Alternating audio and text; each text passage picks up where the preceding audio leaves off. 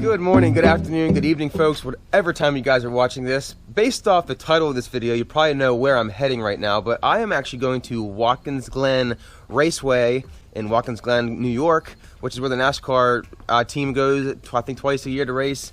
I've been here a few years for this vintage Grand Prix race, but I've never actually taken my car. The reason I'm taking my car is because it's $75 for the entire weekend. Like to do, there's like 10 races that happen the entire weekend, but if you take your car, you can drive on the track for 2 laps. They're called parade laps. You can't like go 100 miles an hour. They have a speed limit of 45, but really no one does that. But I want to get my car out there and drive because I'm really excited about it. And I think it's gonna, I don't know, I think it's gonna be awesome because I've been on the track the last couple years, but not in my car. I was in a BMW one year, which is awesome. My best friend's BMW, and I was also in a Porsche 911 one time, an old one.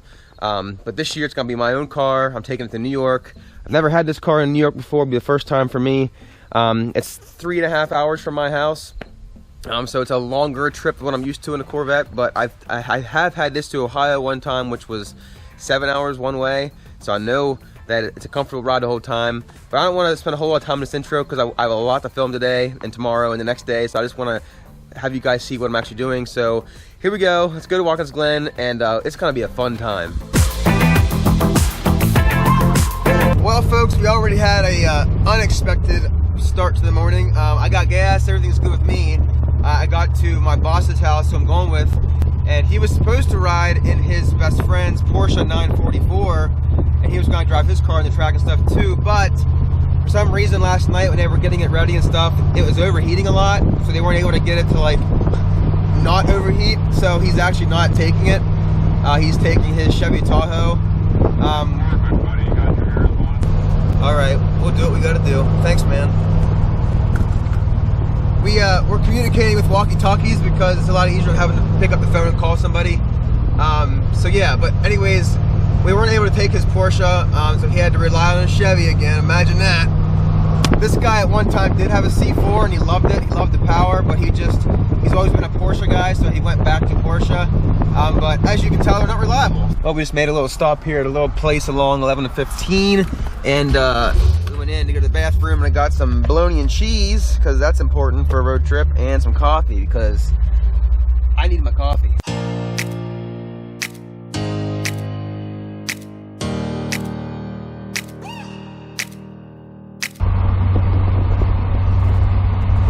There you have it, folks. Just like that, the car has now hit 114,000 miles, and very exciting. Very exciting. Looks like I'm getting ready to have somebody come ride with me. If you guys are wondering why I'm riding by myself, it's because my best friend was supposed to go with me, but apparently camping with his dog and girlfriend and parents was a little more important than me. Here's my boss coming back here. He's a Porsche guy.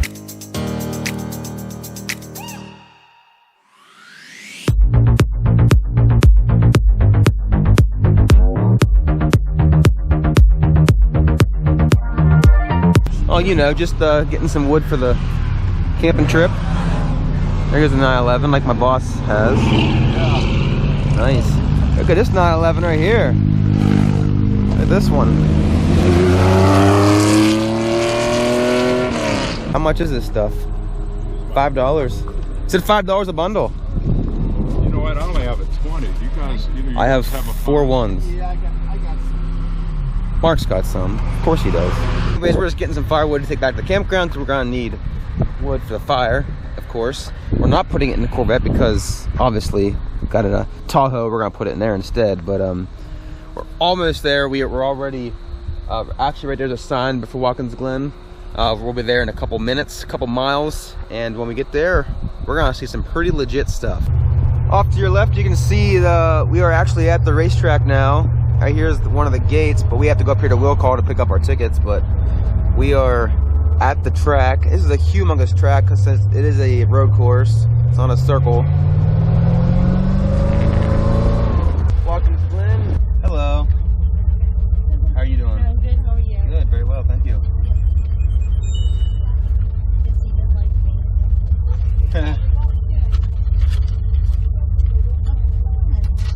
Thank you so so much. Have a good day. You too. All right, people, we are in. I'm still waiting on my friends because they're, well, they're, you know, a little older. They're like in the 60s and stuff. No offense if you're in your 60s. I'm just making a joke. 5 minutes later.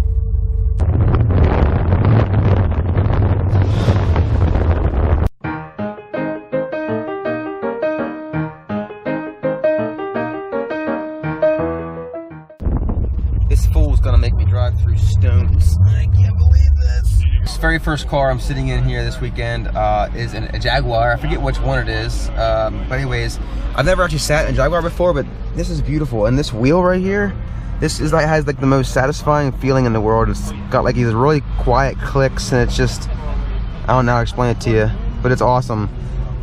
This year's like, this whole thing is just beautiful inside. This is my wallet, but very nice. And of course the smell is fantastic. I love the smell. You can actually drive these things. Here's an electric one, and you can actually drive them or have someone ride you around the track. Not the Watkins Glen track, but a handmade track they have. Well, they're all handmade, but a little track they have built here just for that, and you get to experience Jaguar. Pretty cool. But this thing is gorgeous. I'm not a Jaguar person at all. I've never been interested in the brand. I'm still not interested in the brand, but the Citroen one is pretty cool because they are, you know, they're luxury vehicles for sure. Yeah, this is the Jaguar P300 all-wheel drive S. That's what that car was that I was just sitting in. But gorgeous cars, you guys can see here.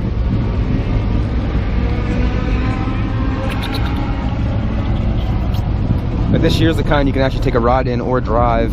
This thing looks a lot like a miniature version of the Lamborghini Urus.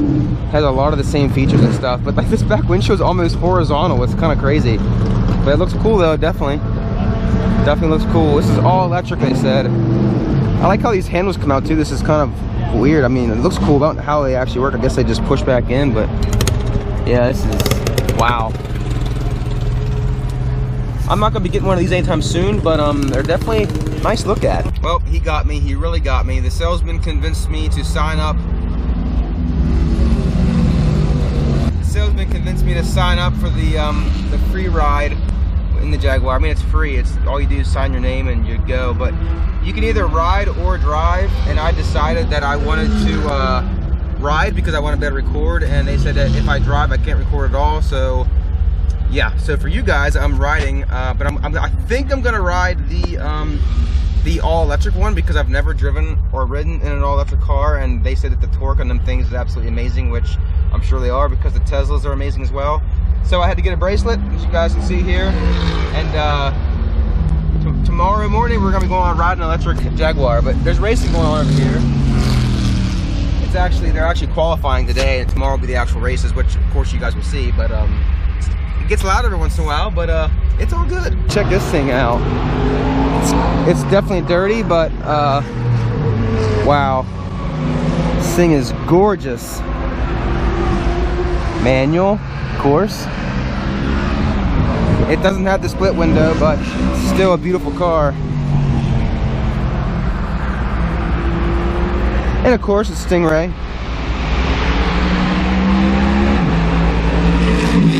It's just like hanging out, you know, around nothing else. And then you have, of course, my car. Guys, check this thing out.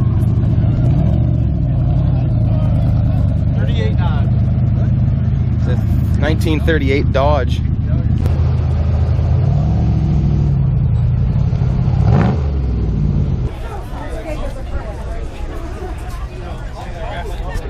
Just some random Ferrari sitting around.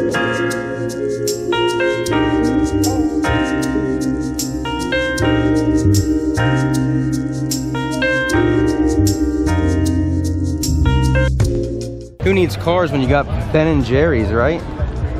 Oh my goodness.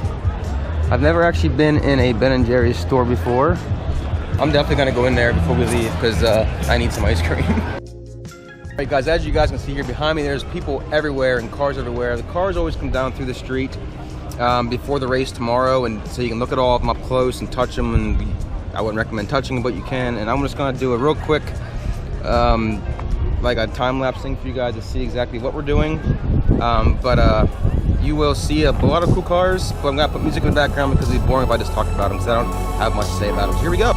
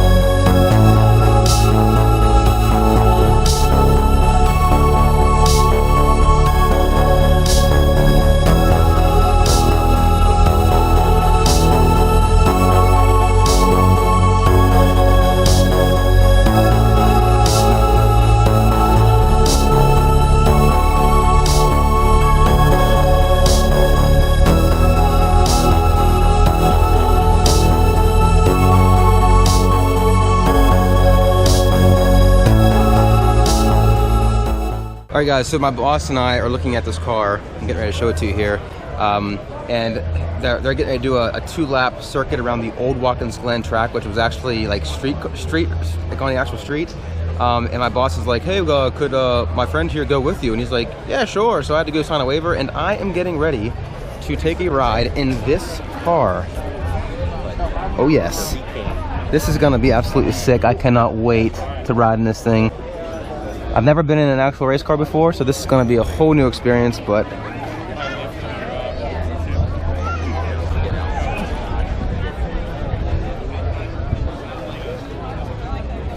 yeah, let's do this.